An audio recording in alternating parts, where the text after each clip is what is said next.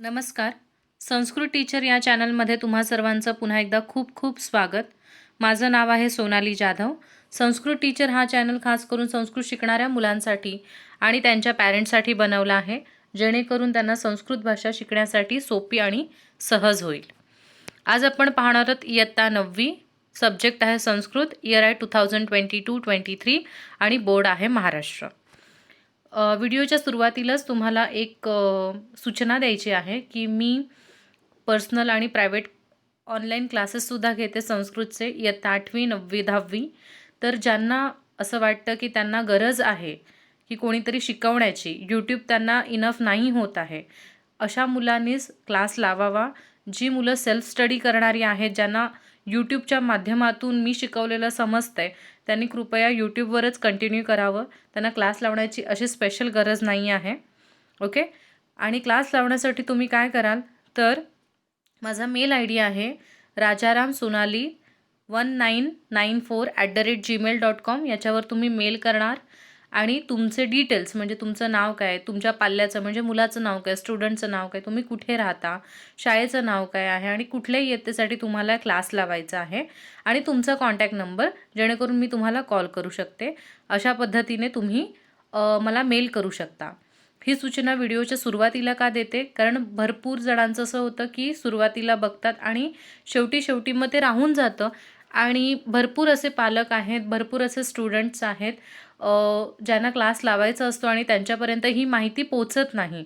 आणि म्हणून ही थोडासा वेळ घेऊन व्हिडिओच्या सुरुवातीला मी माहिती दिलेली आहे आणि त्याचे सगळे डिटेल्स मी व्हिडिओच्या शेवटी सांगणार आहे, ते तुम्ही नक्की ऐका. सो वेळ न घालवता आपण सुरुवात करूया. तत्पुरुष समास आपण बघतोय आणि तत्पुरुष समास म्हणजे काय, आणि त्याची पहिली व्हिडिओ ऑलरेडी झालेली आहे, जो आहे द्वितीय तत्पुरुष समास. तत्पुरुषमध्ये आपण बघतोय विभक्ती तत्पुरुष समास. विभक्ती तत्पुरुष म्हणजे असा समास ज्याच्यामध्ये विभक्तीसुद्धा इन्व्हॉल्व असतात आणि त्याची काही एक्झाम्पल्स आपण बघितली होती सुरुवातीला आणि त्याचा समासाचा विग्रह पाहिला होता. आज आपण बघणार आहोत तृतीय तत्पुरुष समास, कारण याच्या आधीची व्हिडिओ द्वितीय तत्पुरुष समास मी ऑलरेडी बनवलेली आहे. प्रत्येक समासाची एक वेगळी स्वतंत्र व्हिडिओ बनवणार आहे, जेणेकरून तुम्हाला तो समास व्यवस्थित कळेल. कारण तत्पुरुष विभक्ती तत्पुरुष समास हा खूप लेंदी समास आहे, त्याचे खूप प्रकार पडतात आणि त्याच्यामुळे तो पर्सनली इंडिव्हिज्युअल समजून जर तुम्ही घेतलात तर ते तुम्हाला जास्त वेळेपर्यंत लक्षात राहणार आहे. त्याच्यामुळे घाई न करता आरामात शिकवण्याचा प्रयत्न मी इथे करत आहे. सो तृतीय तत्पुरुष समास आज आपण पाहणार आहोत. आणि सगळ्यात महत्त्वाचं, तृतीय तत्पुरुष समास म्हणजेच काय, तर ज्या समासामध्ये तृतीय विभक्ती असते तो समास तृतीय तत्पुरुष समास असतो. तर सगळ्यात महत्त्वाचं म्हणजे तुम्हाला हे आधी समजलं पाहिजे की तृतीय विभक्ती नक्की काय असते, कोणाला तृतीय विभक्ती म्हणायचं हे तुम्हाला माहीत असलं पाहिजे, तर तुमची पुढची स्टेप जी समासाची आहे ती तुम्हाला कळेल. आता इथे मी लिहिलेलं आहे तृतीय विभक्ती. ज्यांचं मराठी खूप चांगलं आहे, जी मराठी मुलं आहेत, ज्यांचा मराठी विषय खूप चांगला आहे, ज्यांचं मराठी व्याकरण चांगलं आहे, त्या मुलांच्या विभक्त्या मराठीतून झालेल्या आहेत, त्यांना हे लगेच कळणार आहे. ओके. तर तृतीय विभक्ती म्हणजेच काय, ज्या शब्दांच्या शेवटी ने किंवा नी, नेईशी नेईशी असं मी म्हणते दरवेळेला, पण सगळ्यात जास्त ने आणि नी हेच वापरलं जातं. जे जास्त वापरत आहे तेच तुम्हाला सांगते लक्षात ठेवायला. तर एखादा शब्द आहे, फॉर एक्झाम्पल देव असा शब्द आहे, पण त्या देवला जर मी ने लावलं तर ते काय होतं शब्द, तो शब्द होतो देवाने. आणि अनेक वचन असेल तर मोस्ट ऑफ आपण नी लावतो, जसं की देवांनी. मला एकापेक्षा अनेक देव आहेत तर मला काय म्हणायचं आहे, देवांनी, म्हणून मी तिथे नी लावला. तर जिथे जिथे एंडिंगला ने किंवा नी लागतं तिथे तिथे लगेच ओळखायचं की ती तृतीय विभक्ती आहे. ठीक आहे. आता तृतीय विभक्ती म्हणजे नक्की काय असतं हे सुद्धा समजणं गरजेचं आहे. तर एखाद्या व्यक्तीच्या किंवा वस्तूच्या सहाय्याने जेव्हा क्रिया होते तेव्हा ती व्यक्ती किंवा वस्तू ही तृतीय विभक्तीमध्ये असते, हे तुम्हाला लक्षात ठेवायचं. फॉर एक्झाम्पल मी म्हटलं की मी डोळ्याने पाहते, तर मी डोळ्याने पाहते, तर डोळा या शब्दाला ने हा काय जोडलेला आहे, प्रत्यय जोडलेला आहे विभक्तीचा. आणि डोळ्याने म्हणजे with the help of eyes, तर त्याच्यामुळे डोळ्यांची मदत घेते, डोळ्याच्या सहाय्याने मी बघते, त्याच्यामुळे डोळे हे तृतीय विभक्तीत आहेत. दुसरं एक्झाम्पल घ्यायचं झालं तर मी खडूने लिहिते. तर मी लिहिण्याची क्रिया करते, पण ती लिहिण्याची क्रिया कोणाच्या मदतीने करते, तर खडूच्या मदतीने करते. त्यामुळे खडू हा कुठल्या विभक्तीत गेलेला आहे, तृतीया विभक्तीमध्ये गेलेला आहे. अशा प्रकारे ही तृतीया विभक्ती आहे, जिचा आपल्याला काय करायचं आहे, अभ्यास करायचा आहे. आता तृतीया विभक्ती म्हणजेच दोन शब्द तृतीयेमध्ये खूप फेमस असतात, ते म्हणजे सह आणि विना. सह, तुम्ही 8वी इयत्तेमध्ये तुम्हाला मी हा टॉपिक शिकवला असेल. जर तुम्ही व्हिडिओ पाहिली नसेल तर तुम्ही नक्की पहा. सह आणि विना. सहचा अर्थ काय होतो, सोबत, आणि विना म्हणजेच विदाऊट. आपण म्हणतो ना, पाण्याविना माणूस कसं काय जगू शकतो, पाण्याविना. विना म्हणजे विदाऊट वॉटर. आणि सह, जलेन सह, जलेन विना, असं तुम्हाला 8वीमध्ये मी शिकवलेलं. तर विथ आणि विदाऊट म्हणजेच तृतीया विभक्ती, असं सुद्धा तुम्हाला एक गोष्ट लक्षात ठेवायची. म्हणजे तुम्हाला इथे दोन गोष्टी लक्षात ठेवायच्या आहेत. एकतर ने लक्षात ठेवायचे, ने आणि नी. त्याचबरोबर ज्याच्या सोबत आणि ज्याच्या शिवाय म्हणजे सह आणि विना जिथे लागेल तिथे सुद्धा तृतीया विभक्ती असणार आहे, हे तुम्हाला लक्षात ठेवायचं आहे. तर देवेन, आता तृतीया विभक्ती म्हणजे सगळ्या टेबलच्या तृतीया विभक्ती तुम्हाला माहिती पाहिजेत. मी इथे एकच वचन लिहिलंय, तुम्ही द्विवचन बहुवचन सुद्धा लिहू शकता. सो देवची तृतीया देवेन, मालाची मालया. लक्षात ठेवा, मालाया नाही आहे, मालया आहे. ओके. सो मालाची मालया, वनमची वनेन, कवीचं कवीना, मतीचं मत्या, नदीचं नद्या, भानू असेल तर त्याची तृतीया भानूना, आणि धेनू असेल तर धेनूना. असं तुम्ही प्रत्येक धातूची तृतीया विभक्ती लिहून ठेवू शकता समजण्यासाठी. आता तुम्हाला तुमच्या पुस्तकामध्ये असा कॉलम दिसेल, हा हिरो दिसेल, तृतीया तत्पुरुष. एक माणूस आहे ज्याच्या डोक्यावर केस नाही आहेत असं चित्र दिसेल. ती पूर्ण जो टेबल आहे तो मी तुम्हाला आता इथे समजावून सांगणार आहे. म्हणजे इथे तत्पुरुष आहे, याचं एक्झाम्पल चित्राच्याद्वारे दिलेलं आहे. एक आवली आहे, हे शब्द तुम्हाला पाठ करायचे आहेत, आणि ह्या शब्दांमध्ये दोन शब्द तुम्हाला ॲड करायचे आहेत. ते मी पुढे जाऊन सांगेन की कुठले दोन शब्द तिथे तुम्ही ॲड करायला हवेत. तर आणि ते तुम्ही पुस्तकात पण लिहून घ्या. एक शब्द तिथे आताच सांगते. एक शब्द पहिला समा, हा दिसतो फक्त बाजूला स आणि मलाकाना मा, तो समा इथे शब्द लिहा. आणि दुसरा शब्द मिश्रित, तो मिश्रित असा शब्द लिहा. हे दोन शब्द त्याच्यात ॲड नाही आहेत आणि ते एक्झाम्पलमध्ये दिलेले आहेत, म्हणून ते तुम्ही तिथे ॲड करा, जेणेकरून तुम्हाला ते पाठ करताना तुम्ही ते सोबत पाठ कराल. इथे आपल्याला समास दिलेले आहेत आणि या समासांचं इथे त्यांनी विग्रह दिलेला आहे. फॉर एक्झाम्पल, धनसंपन्न तर धनेन संपन्न, बुद्धिहीन बुद्ध्याहीन, चरणविकलः दिलेला आहे तर चरणेन विकलः, शर्करा मिश्रित आहे तर शर्करया मिश्रित, चिंतासमा, चिंतासमा म्हणजेच काय, चिंतया समा, बदर सदृश बदरेण सदृश, आणि वर्णमिश्रित वर्णैः मिश्रित, आणि धनाढ्य धनेन आढ्य, असं त्यांनी दिलेलं आहे. तर हे नक्की कसं आहे, काय आहे, ते आपण पुढे समजून घेऊया. आता बघा, ही जी लाईन आहे तुमची, ही लाईन तुमची आवलीही, आवलीही म्हणजे ओळ, ही ती लाईन आहे आणि ही तुम्हाला पाठ करायची आहे. तर पाठ करण्यासाठी तुम्हाला ह्या शब्दांचे अर्थ माहीत असले पाहिजेत, तर पाठांतर करणं सोपं जातं.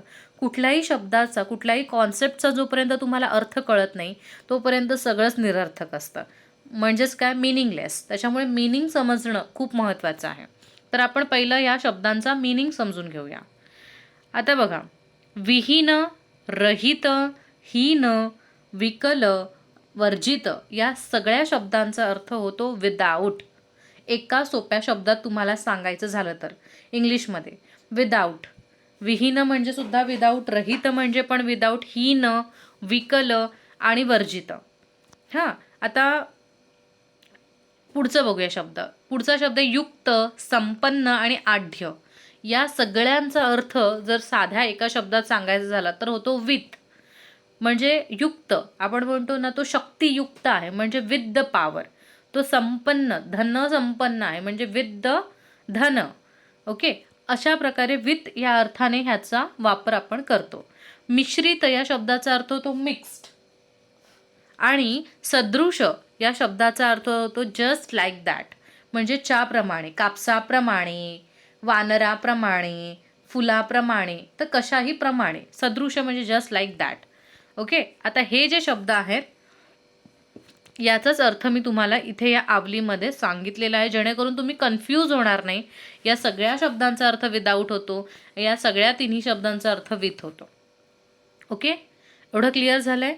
आणि नोट्स काढायच्या घाई करू नका. ही जी PPT आहे तिची लिंक मी डिस्क्रिप्शनमध्ये देईन आणि तुम्ही आरामात तिला ॲज अ PDF फॉर्ममध्ये नीट नंतर ओपन करून व्यवस्थित नोट्स काढू शकता. ओके, त्याच्यामुळे नोट्स काढायची घाई करून घेऊ नका.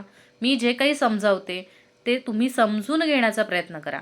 आणि सगळ्यात महत्त्वाचं, समास हा टॉपिकच खूप मोठा आहे आणि कठीण आहे असं नाही मी म्हणत, पण त्याच्यावर थोडीशी मेहनत तुम्हाला घ्यावी लागेल. आणि त्याच्यासाठी किमान जर तुम्हाला पहिल्या अटेम्प्टमध्ये व्हिडिओमध्ये नाही कळत आहे समास कॉन्सेप्ट, तर तुम्ही 2दा किमान 3दा व्हिडिओ बघा. तुम्हाला पहिल्यांदाच खूप स्ट्रेस आला असेल तर तुम्ही लगेच दुसऱ्यांदा व्हिडिओ नका बघू, थोडा वेळ घ्या. सकाळी बघितलेत, ही व्हिडिओ नाही समजली, इरिटेट झालं, टेन्शन आलं, तर तुम्ही एक काम करा, लगेच सेकंड टाईम व्हिडिओ बघू नका. कारण तुम्हाला सेकंड टाईम पण कळणार नाही, कारण तुम्ही कॉन्शियस झालेले असणार. त्याच्यामुळे तुम्ही थोडा ब्रेक घ्या, संध्याकाळी पुन्हा एकदा आरामात बघा. आणि हळूहळू तुम्हाला असं करता करता ती व्हिडिओ समजेल, हा कॉन्टेंट समजेल आणि अल्टरनेटली तुम्हाला काय समजणार आहे, समास समजणार आहे. त्यामुळे जेव्हा खूप चिडचिड होते किंवा काही गोष्टी समजतच नाही, तेव्हा त्या नाही करायच्या थोडा वेळ.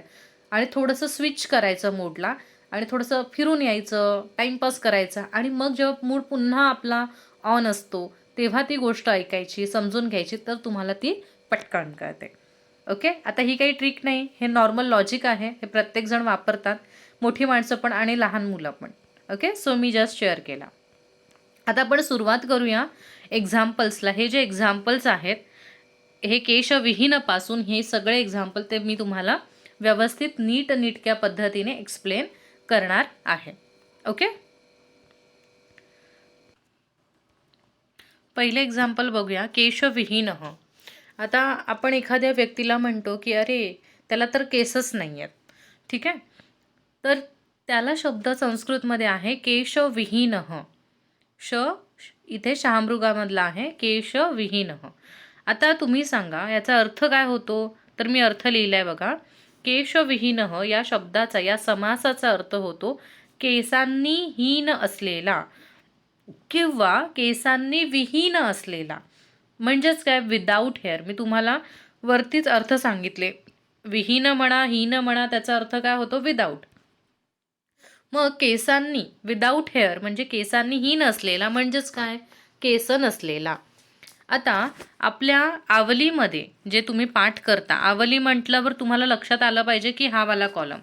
तर ह्या आवलीमध्ये तुम्हाला हा विहीन शब्द इथे दिसतो हीनमध्ये, ठीक आहे. हीन विहीन एकच झालं. आणि म्हणून तुम्हाला त्या विहीन, म्हणून मी तुम्हाला का सांगते आवली पाठ करा, कारण आवली पाठ केल्यामुळे काय होतं, तुम्हाला हा शब्द दिसला रे दिसला की तुम्हाला लगेच कळतं हे तृतीया तत्पुरुष समास आहे, कारण तुम्ही आवली पाठ केलेत, आवलीमधले ते शब्द पाठ केलेले आहेत एंडिंगवाले.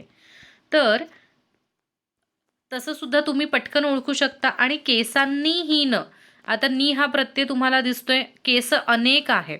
केस एक आहे का, एक केस असतो का, नाही, अनेक केस असतात. त्याच्यामुळे तुम्हाला मी इकडेच पण शिकवलं होतं की तृतीया तत्पुरुष कसं तृतीया विभक्ती कशी ओळखायची. तर नी, अनेक वचन असेल तर नी, एक वचन. आता केसाने म्हणणार का, नाही, अनेक वचन, केसांनी म्हणजे देवांनी सर्ग झालं. म्हणून तुम्ही याच्यावरून पण ओळखू शकता की ही तृतीया विभक्ती आहे.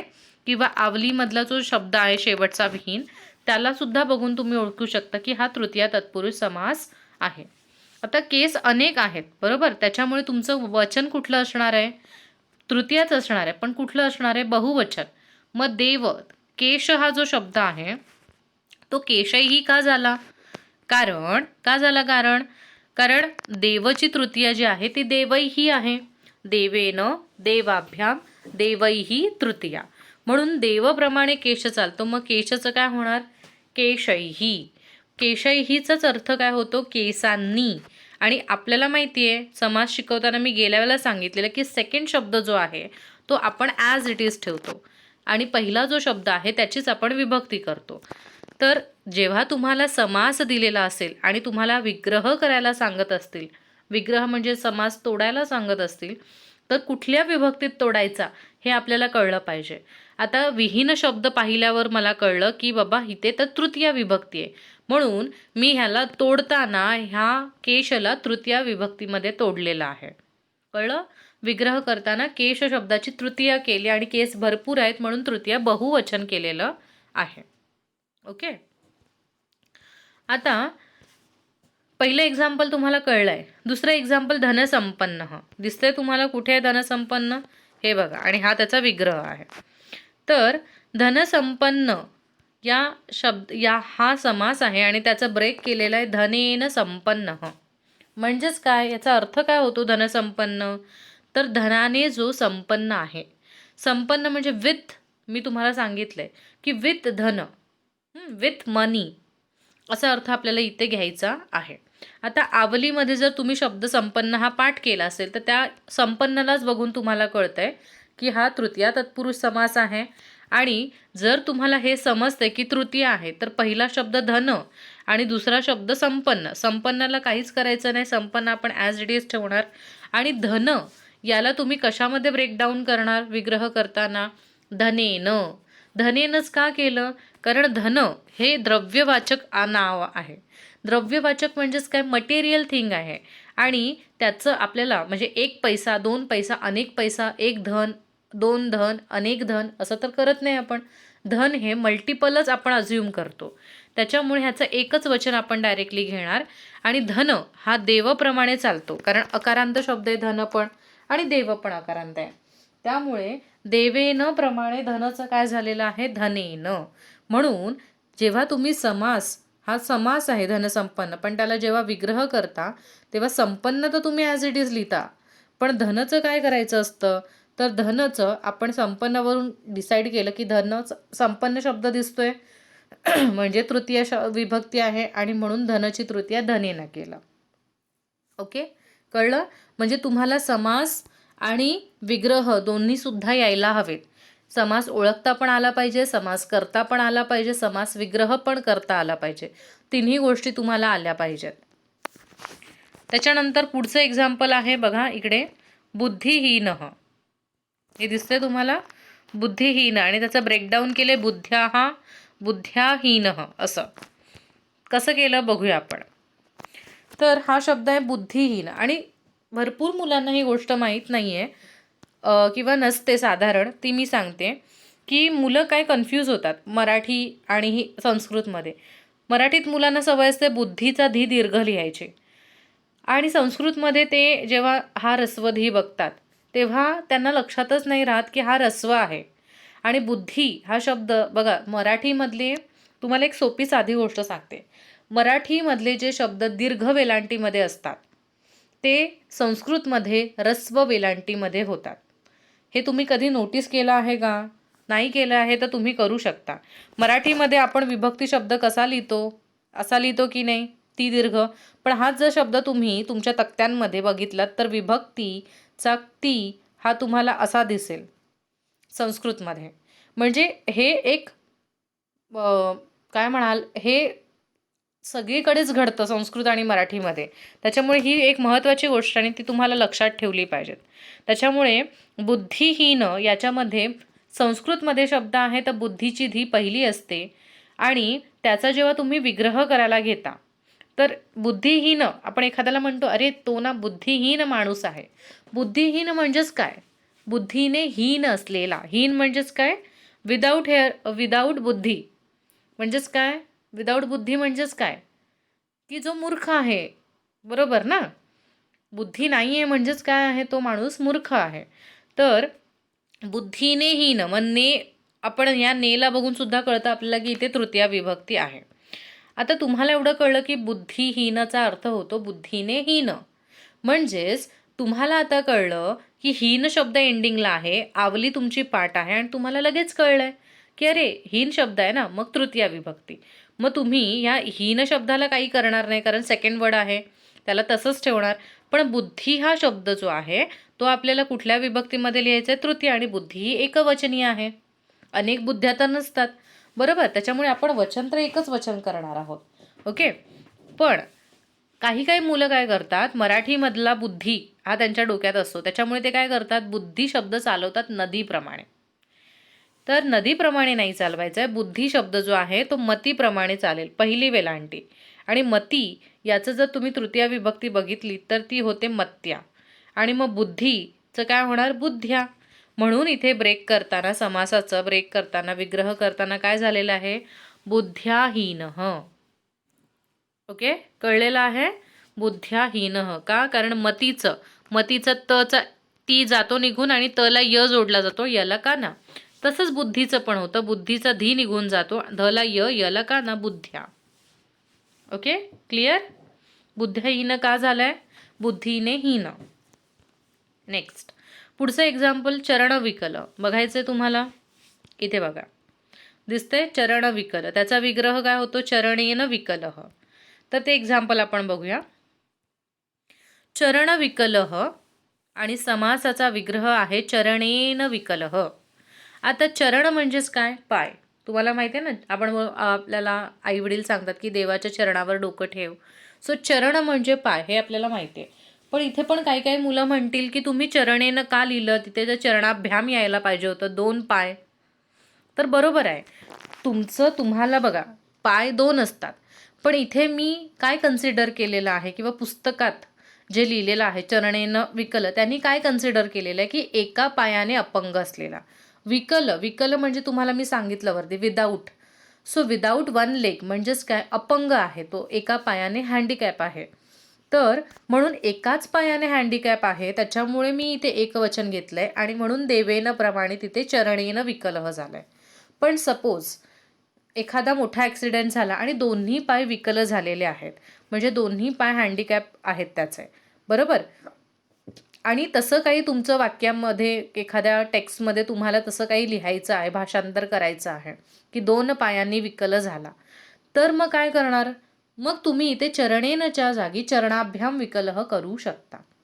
ठीक आहे, तुम्हाला तिथे कोणीही काही बोलणार नाही, तुमचा समास असाच राहणार. कारण इथे जरी तुम्ही चरणेनं लिहिलं, म्हणजे इथे जरी तृतीयेत लिहिलं, तरी इथे लिहिताना तुम्हाला विभक्ती काढूनच लिहायचं असतो पहिलं अक्षर, बरोबर. पूर्वपद तुम्हाला विदाऊट विभक्तीच लिहायचं असतं. मग तुम्ही चरणेनं जरी असलं तरी चरणच येणार, आणि चरणाभ्याम असेल, चरणाभ्याम असं जरी शब्द असेल तुमचा, तरी सुद्धा इथे लिहिताना समास करताना चरण विकल असंच येणार. बघा, मी पुन्हा पुन्हा सांगते एक गोष्ट, की समास जे आहेत ना ते अर्थांवर जास्त जोर देतात. त्यामुळे तुमच्या वाक्यामध्ये तुम्ही काय अर्थ घेताय, तुमच्या वाक्याची गरज काय आहे, तुमच्या वाक्यामध्ये म्हणजे तुम्ही एखादा पॅरेग्राफ लिहिताय, ट्रान्सलेट करताय संस्कृतमध्ये, आणि त्याच्या ट्रान्सलेशनमध्ये 2 पायांनी अपंग झालेला व्यक्ती मी पाहिला, असं जर असेल तर तुम्हाला बट ऑब्व्हियसली तिथे समास करताना चरण विकलः कराल आणि विग्रह करताना चरणाभ्याम विकलः कराल. पण तिथे एका पायाने अपंग झालेलं असं टेक्स्टमध्ये काहीतरी वाक्य असेल तर तुम्हाला तिथे समास तर चरण विकलच लिहायचं, पण विग्रह जर करत असाल तर तुम्हाला चरणेन विकल हे स्वतः स्पेसिफिकली तिथे मेन्शन करावं लागेल. ओके, कारण तुमच्या पॅरेग्राफचा, तुमच्या वाक्याचा अर्थ काय त्याच्यावर आहे. समास हे संधी नाही आहे. ओके, म्हणजे संधी खूप टेक्निकली आहे, म्हणजे असं आहे म्हणजे असंच आहे. समासाचं तसं नाही. समासाचे जे वचन असतात ते तुमच्यावर डिपेंड असतात. तुम्हाला काय करायचं आहे, तुमच्या वाक्याची गरज काय, तुमच्या वाक्यामध्ये अर्थ काय येतोय, एकवचन येतोय, द्विवचन येतोय की बहुवचन येतोय. ओके, भरपूर मुलांचा हा प्रॉब्लेम असतो आणि हा शाळेमध्ये सुटत नाही. मुलं कन्फ्यूजच राहतात, म्हणून मी हा क्लिअर केलेला आहे इकडे. सो चरण विकल म्हणजेच काय, चरणेन विकल म्हणजेच एका पायाने अपंग असलेला. आता पायाने म्हणते म्हणून ने वरून पण तुम्ही ओळखू शकता की तृतीया विभक्ती आहे. किंवा तुम्ही जर माझ्याप्रमाणे जसं मी तुम्हाला सांगते आणि माझं तुम्ही ऐकलं आणि आवली पाठकी, तर विकल शब्द पाहिला रे पाहिला की तुम्हाला लगेच कळणार की हे तृतीया तत्पुरुष समास आहे आणि याचा अर्थ होतो विधाऊट. तर तृतीय तत्पुरुष समास आहे हे कळल्यावर तुम्हाला माहिती आहे की चरण शब्द जो आहे तो अकारांत आहे, कारण चरण न मध्ये अ आहे की नाही, मग तो देवप्रमाणे चालणार. आणि मग देवप्रमाणे चालणार तर देवची तृतीया बघणार, देवची तृतीया होते देवेन, म्हणून चरण शब्दाची पण आपल्याला तृतीयाच करायची होती, मग ती आपण काय करणार, चरणेन. सॉरी, ओके, सो चरणेन असं होईल. नेक्स्ट आहे पुढचा शब्द शर्करा मिश्रित. कुठे आहे बघूया आपण, शर्करा मिश्रित इकडे. ठीक आहे. त्याचा विग्रह होतो शर्करया मिश्रित. कसं पाहूया.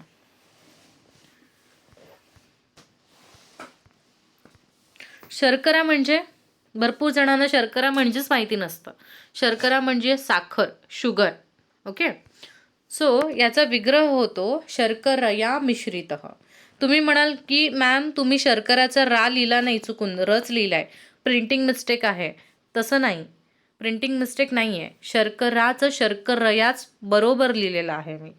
आता शर्करा मिश्रित या शब्दाचा अर्थ काय, तर साखरेने मिश्रित असलेला, म्हणजे साखर मिसळलेला, ज्याच्यामध्ये साखर मिक्स आहे असा.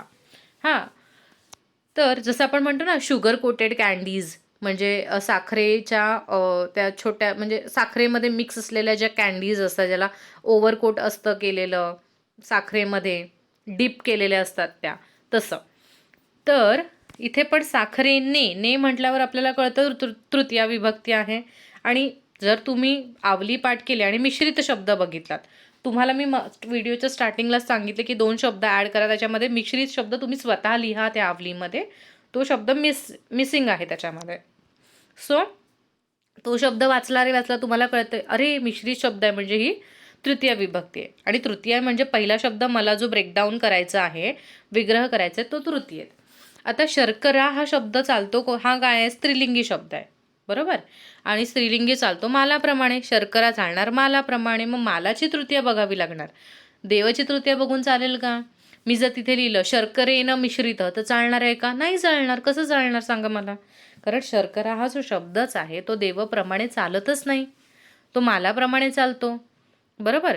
त्याच्यामुळे मालाची होते मालया, म्हणून शर्कराची होणार शर्करया, राया नाही होणार, रया. Okay, clear? Very good. आता बघा, तुम्हाला हळूहळू हळूहळू समास समजायला लागेल आणि तुम्हाला आता असं वाटेल, अरे हे किती सोपं आहे, आम्ही उगाच टेन्शन घेतलेलं. एवढीच गोष्ट आहे, आवली तर पाठ करायची, आवली बघून तर आम्हाला लगेच कळतोय समास कुठला आहे, आणि मग त्याला काय करायचं आहे, फक्त ब्रेक करायचं आहे पहिल्या शब्दाला. एवढंच आहे, बाकी काही नाही आहे. ओके. नेक्स्ट शब्द आहे चिंतासमा. चिंतासमा याचं पण ब्रेकडाऊन आहे चिंतया समा. आता चिंतेने सामावलेला, चिंतासमा. समा, समा म्हणजे सामावणे, म्हणजे एखादा माणूस जर चिंतित आहे, चिंतेने व्यापलेला आहे, सामावलेला आहे असा अर्थ घेतो, विथ टेन्शन. चिंता म्हणजे टेन्शन. ओके. तर हा सुद्धा समा शब्द त्या आवलीमध्ये ॲड नाही आहे, तर मी इथे लिहून ठेवलं आहे मस्ट ॲड दिस वर्ड, आणि इथे पण मी तेच लिहून ठेवलेलं, नाही लिहिलं आहे. ओके. सो तुम्ही लिहून घ्या, वरती मी सांगितलेलं मिश्रित आणि समा. सो हा शब्द नक्की तुम्ही त्याच्यामध्ये ॲड करा. तर चिंता हा जो शब्द आहे तो मालाप्रमाणे चालतो, फिमेल शब्द आहे. आता मालाचं मी मगाशीच सांगितलं वरती शर्कराच्या वेळेला, मालाचं मालया होतं, त्याच्यामुळे चिंताचं काय होणार, बट ऑब्व्हियसली चिंताचा ता निघून जाणार, चिंत राहणार, आणि या चिंतया होणार. ओके. सो चिंतया समा. त्याच्यानंतर नेक्स्ट शब्द आहे बदर सदृश. तर त्याचं ब्रेकडाऊन होतं बदरेण सदृश. काही जणांना बदर म्हणजे माहितीच काय नसेल की काय आहे बदर म्हणजे काय. सो बदर म्हणजे कापूस, कापूस कॉटन. ओके. सो आपण बदर सदृश म्हणजे आधीच्या काळात किंवा आत्तासुद्धा काही जण वाढदिवसाच्या शुभेच्छा देताना असं म्हणतात की आयुष्मान होवो, किंवा कापसासारखा कापसासारखे केस पांढरे होईपर्यंत तू जग. तर असं म्हटलं जातं, म्हणजेच काय की खूप जग असा अर्थ होतो. सो बदर सदृश म्हणजेच काय, बदरेण सदृश. सदृश याचा अर्थ काय सांगितलेला मी, जस्ट लाईक दॅट, म्हणजे चासारखा, कापसासारखा, कापसासारखे केस होईपर्यंत जग. ओके. सो तुम्हाला हा सदृश शब्द बघितला कळतं आवलीमध्ये की हे तृतीयमध्ये ब्रेक होतं. कापूस आहे, कापसासारखा एकच वचन आहे, त्याच्यामुळे कापूस, बदर हा देवप्रमाणे चालणार, कारण अकारांत आहे, बदर देव, आणि देवचं होतं देवेन, म्हणून बदरचं झालं बदरेण. मग ते काय झालं ब्रेक करताना, बदरेण सदृश असं ते ब्रेक झालेलं आहे. ओके. चला पुढे जाऊया. आता हा एक इंटरेस्टिंग आहे, इथे नीट लक्ष द्या. वर्णमिश्रित. वर्णमिश्रित. आता तुम्ही म्हणाल इथे मिसने असं का केलंय हे, कारण इथे टाईप होत नव्हता, तो न ला आईची मात्रा टाईपच होत नव्हती, आणि त्याच्यामुळे मी हा जुगाड केलेला आहे. सो जरा थोडंसं ॲडजस्ट करा. आय नो तुम्ही खूप ॲडजस्ट करता. माझ्या PPT खूप नॉर्मल असतात. पण खरंच माझ्याकडे वेळ नाही आहे की त्याच्यावर मी काम करेन आणि याच PPT बनवायला मला एवढा वेळ लागतो. कारण कसं शिकवायचं, काय करायचं, काय लिहायचं असं खूप गोंधळ असतो. त्यात माझे क्लासेस पण असतात. त्याच्यामुळे मला समजतं की मला अजून ॲडव्हान्स केलं पाहिजे YouTubeवर. पण तेवढा माझ्याकडे सध्या वेळ नाही आहे. त्याच्यामुळे प्लीज तुम्ही थोडं समजून घ्या आणि मला माहिती आहे तुम्ही आनंदाने समजून घेता आणि खूप समजून घेता आणि मला तुमचं खूप कौतुक आहे आणि thank you so much for that. Okay. So इथे वर्णई ही शब्द आहे. तो टाईप होत नव्हता म्हणून मी असं छोटंसं क्रॉप करून त्याला परत इथे लिहिलं आहे. सो वर्णमिश्रितः याचा विग्रह होतो वर्णैः मिश्रितः. गप्पा मारायला आपल्याला वेळ नाही, नाहीतर मी खूप गप्पा मारल्या असतात तुमच्यासोबत.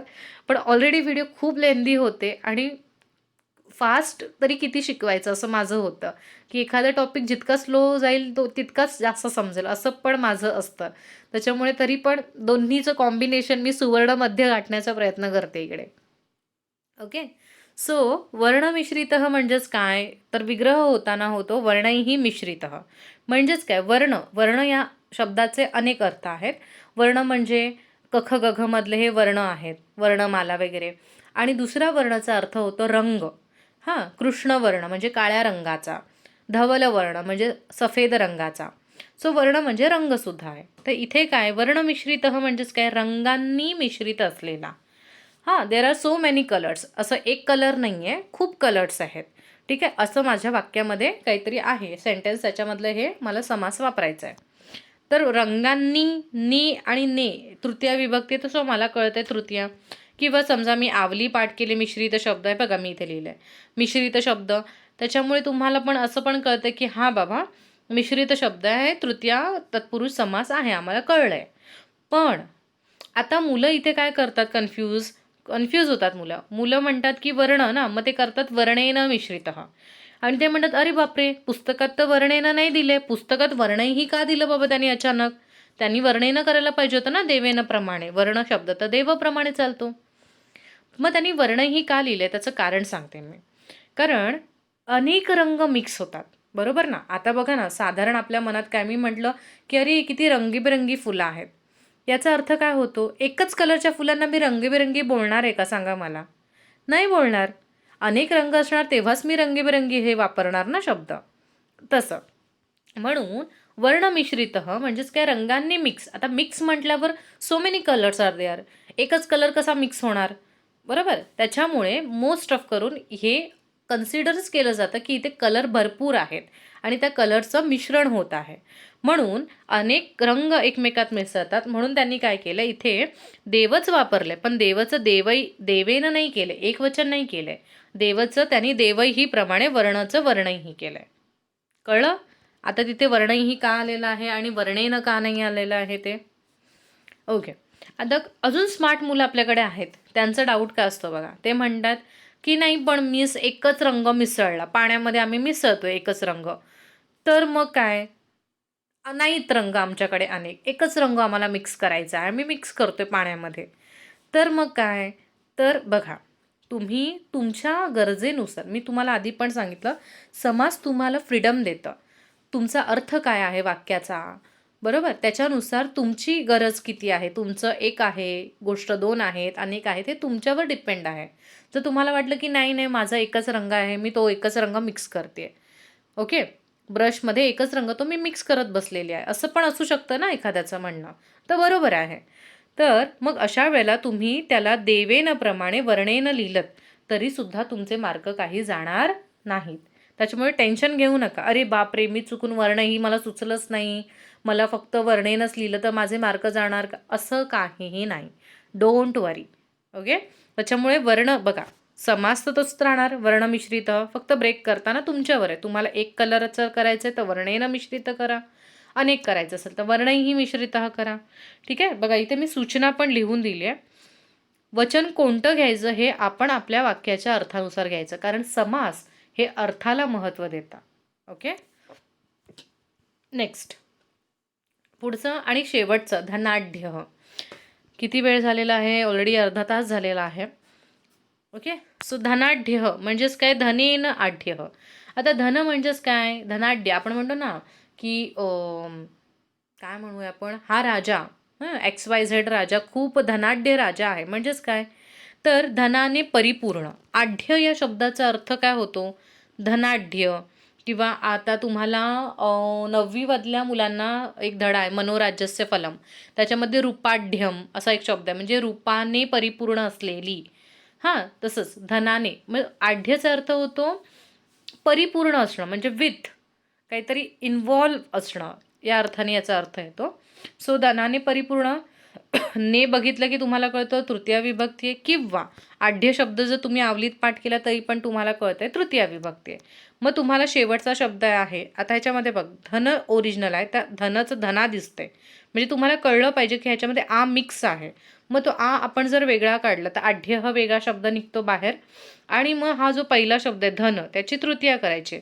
मग धन कोणाप्रमाणे चालतो, देवप्रमाणे. म्हणून देवचं देवेनं होतं, म्हणून धनचं धनेनं झालं आणि म्हणून इथे धनेनं आहे.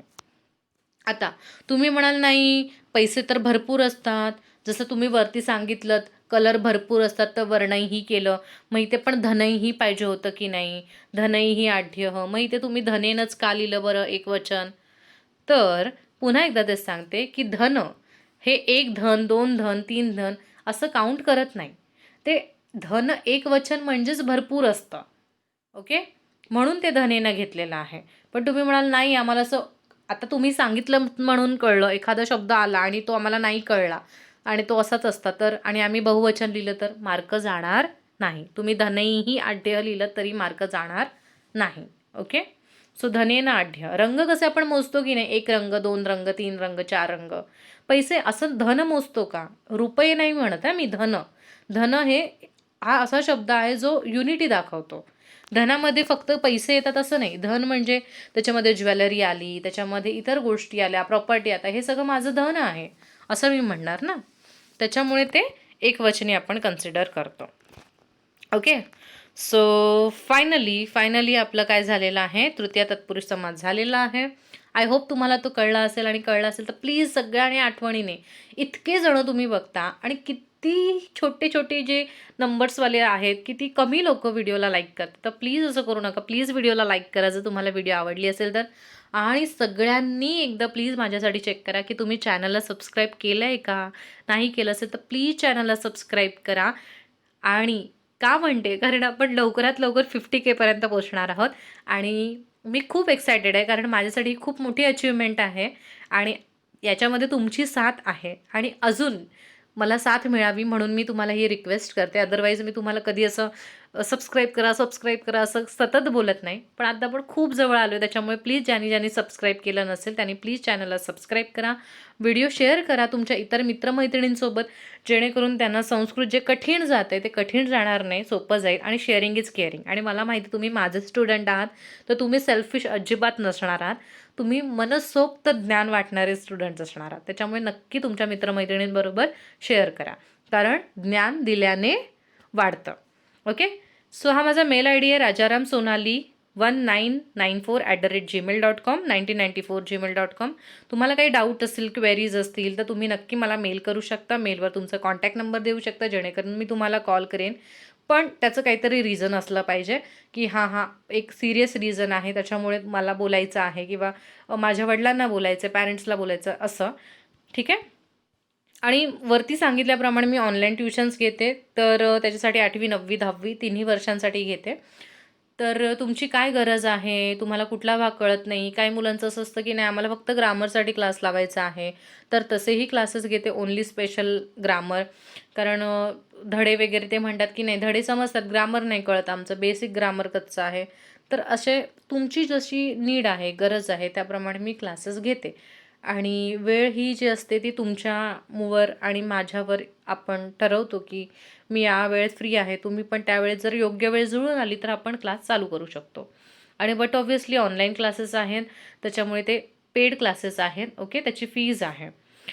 आणि इतर जे संस्कृत लवर आहे, संस्कृत प्रेमी आहे, जे व्हिडिओ फक्त हौस म्हणून ऐकतात किंवा हौस म्हणून त्यांना संस्कृत शिकायचं आहे आणि त्यांना असं वाटतं की नाही आम्हाला तुमची थोडीशी मदत पाहिजे आहे, तर मला नक्कीच करायला आवडेल. त्यांचे म्हणजे मोठ्या लोकांचे सुद्धा मी क्लासेस घेते, प्रायव्हेट क्लासेस, जेणेकरून त्यांना त्यांचा छंद पुढे जोपासता येईल.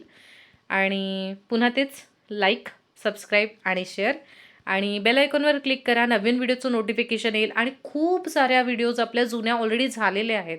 भरपूर मला कॉमेंट सेक्शनमध्ये विचारतात, मिस हे झालं का, ते झालं का? तर ते सगळं प्लेलिस्टमध्ये अवेलेबल आहे. तुम्ही प्लीज प्लेलिस्ट चेक करा, तुम्हाला लगेच मिळतील. आणि नवीन व्हिडिओच्या नोटिफिकेशनसाठी बेल आयकॉनवर क्लिक करा. आणि thank you so much for loving me, supporting me. भेटूया नवीन व्हिडिओसोबत, म्हणजेच काय, चतुर्थी तत्पुरुष समास लवकरच. धन्यवाद.